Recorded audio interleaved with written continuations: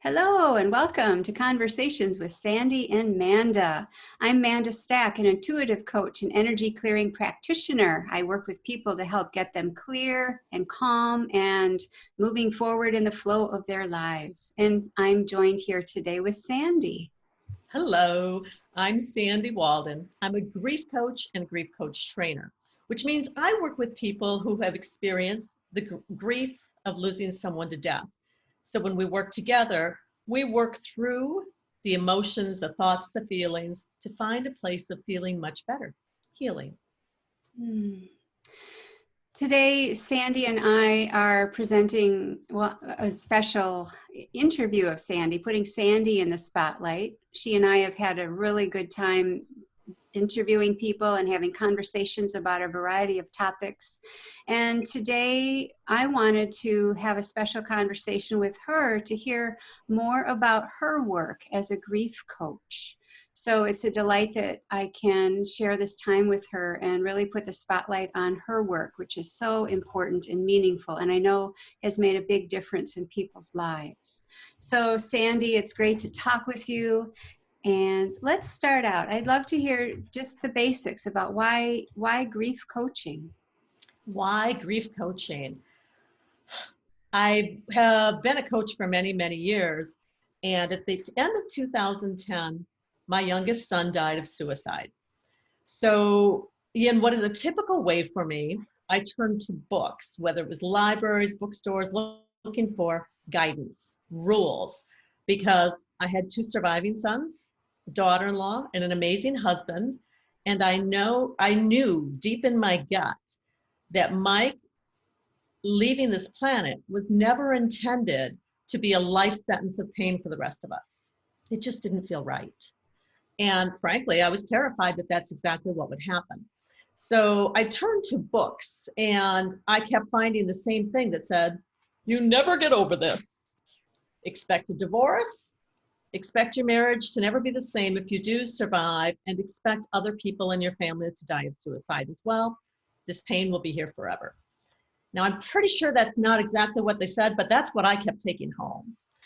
These were the messages. And I knew that would not be our future. It was not. That would not be the legacy Mike left for us. So the whole idea that we can heal from grief made absolute sense to me. It's something I became more and more engaged. I found an online forum where I was able to share what was on my mind and my heart. And that was very healing. It was healing. The pain began to ebb, to soften.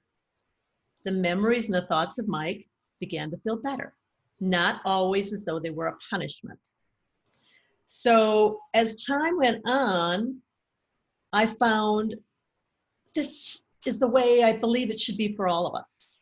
I believe that we should know that we have the opportunity to heal, but in many ways it's a choice.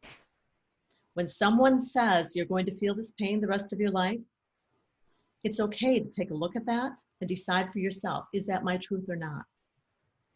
Because it's probably the truth for the person who's expressing it, but mine might feel and look different. So through this process of my own healing, I came to realize how little we talk about grief as a society. Oh, don't worry about it. Ignore this. Look over here. There's something shiny. There are distractions. There are ways of putting it out of your mind. And I think it's just because we're uncomfortable about it. Many people don't even recognize some signs of grief. And so it's become more and more important to me to realize and remind people it's a natural, normal thing to feel grief when you've lost someone or something that's important to you. Now, I focus on the grief of someone dying, but there are many aspects of grief that absolutely deserve our attention, whether it's a financial reversal, loss of health, loss of freedom with the things that are going on with the virus. But my primary focus is working with people who have lost someone who have died. So I think it's really important because I want them to know, first of all, it's completely normal to feel the things you feel. It's completely normal to feel cloudy and foggy. Shock often descends, especially if you've lost someone to a traumatic or complicated death. When we have an awareness that these things are normal, that in itself is almost like lifting a weight off of our shoulders. Oh, it's okay to feel this way. It matters. So I focus on grief because I'd like to put some focus on it, to let people know it's all right. Go ahead and grieve. Your heart is broken. I get that. But together we can work for you to mend it. And you can. You really do get it in a firsthand way. You mentioned that one of your biggest fears was that this grief would last forever, that it would never get better. And I'm hearing one of your main messages here is that there is hope, there is some easing up, and it sounds like you're really passionate about helping people to normalize their experience and also look at maybe some messages that are out there in books or in wider society that may not really fit for them, and kind of come up with their own path. And so your work, it sounds like, is about accompanying them and holding space for people who are in a time of grief. That's absolutely true. And my bookshelves are filled with books written by experts. And I respect and appreciate every one of them. But none of them is completely my truth. They are the truth for them. So I encourage people to listen and to read, but then let go of what doesn't feel okay to them, because they'll find their own truth.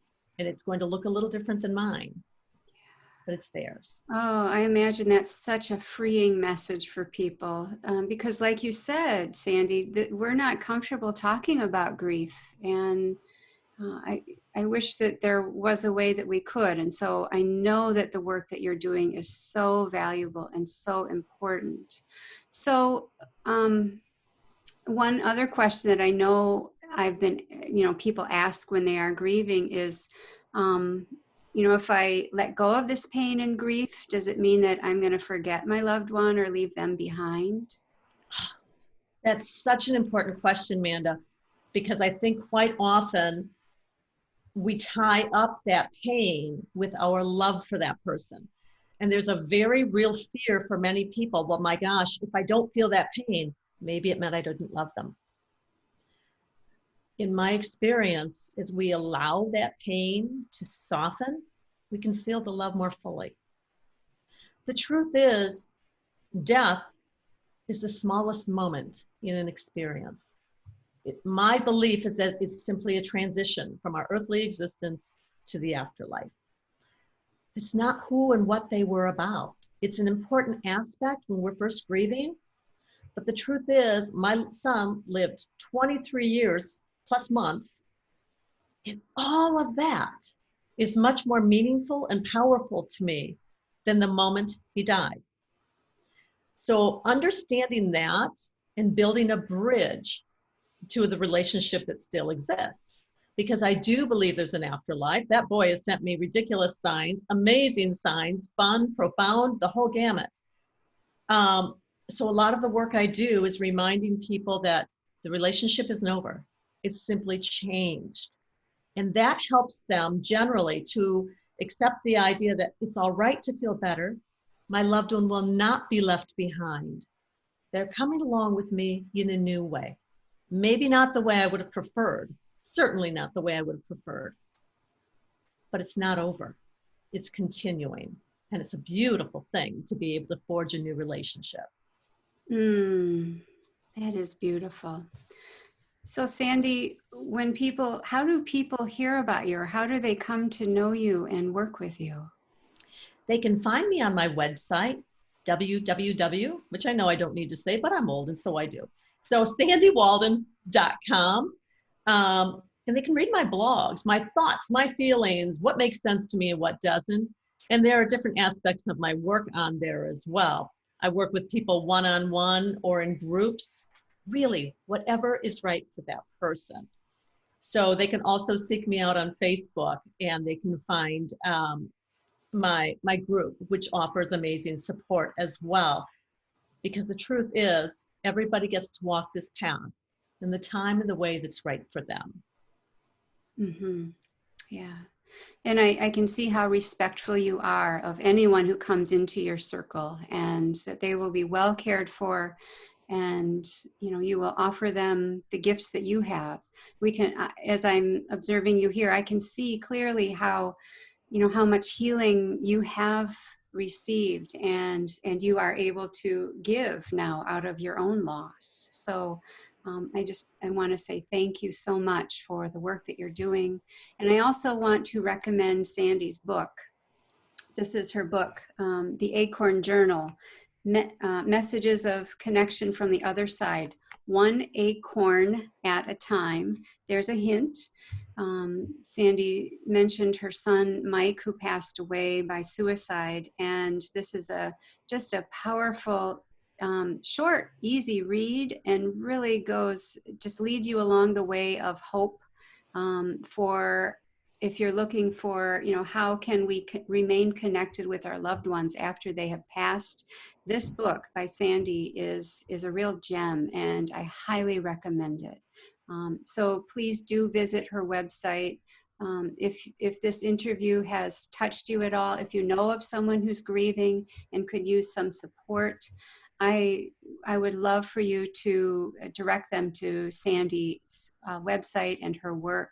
And I do have a gift for you on the website as well. If you sign up for my newsletter, you'll receive a very simple meditation. It's relax and release anxiety.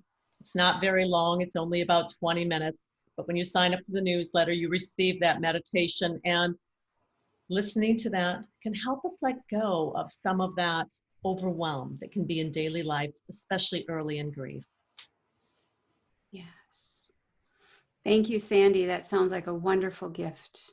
Thank you. This has been an absolute pleasure. This has been a great conversation, timely and much needed. Thank you for opening up the conversation, and the willingness to talk about something that's really difficult for people. So thank you for your work. Again, I'm Manda Stack, intuitive coach and energy clearing specialist, and you can find me at my website, mydivineintuition.com. Perfect. And I'm Sandy Walden. You can find me at sandywalden.com. I look forward to next time. Thank you, everybody. Thanks, Sandy.